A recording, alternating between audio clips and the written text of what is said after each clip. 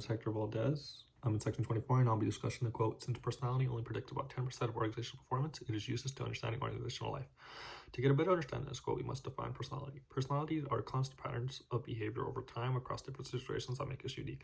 Now that we understand personality, we must talk about organizational performance. Organizational performance is the efficiency and productivity within a given organization. The first segment of this quote is inaccurate. In the article, Personality and Job Performance, the Big Five Revisited by authors Hertz and Donovan, they found correlations are low to moderate in personality and job performance. Different personalities have an effect on different types of jobs.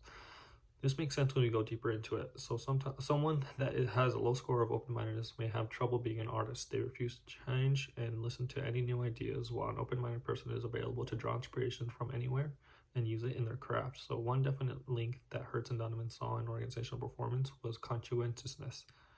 They saw a 20% correlation between conscientiousness and job performance. It still remains unknown to the total correlation between job performance and the other four personality traits, but we can safely assume based on conscientiousness, the other four traits have a greater effect. Now we can move on to the second portion of the question. To answer it, we must clarify organizational life. Organizational life is the work environment, otherwise known as culture, of the given organization. Now that we understand this term, we can quickly define some parallels between personality and organizational life. Personality can be determined by the type of approach used to describe it. In lecture, Professor Ingram discussed the nomothetic approach and the ideographic approach, otherwise known as nature versus nurture.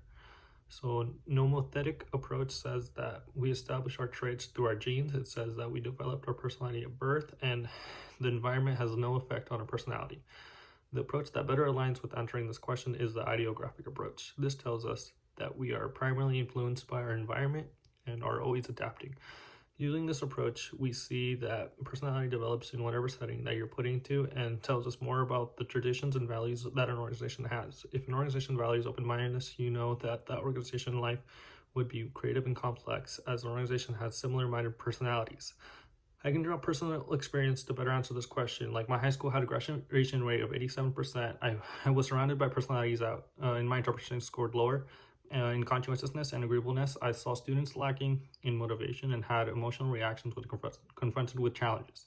Their personalities had a great effect on organizational life, as their challenges were often in front of classrooms. So this affected organizational life. Students were constantly disobeying teachers and creating spectacles. Their personalities resulted in lower organizational performance, and this had a direct effect on organizational life. To answer this quote, through studies of Hertz and Donovan's and personal opinion, we can safely assume that personality has a greater effect than 10% on job performance, and personality is a big consideration factor to help determine organizational life.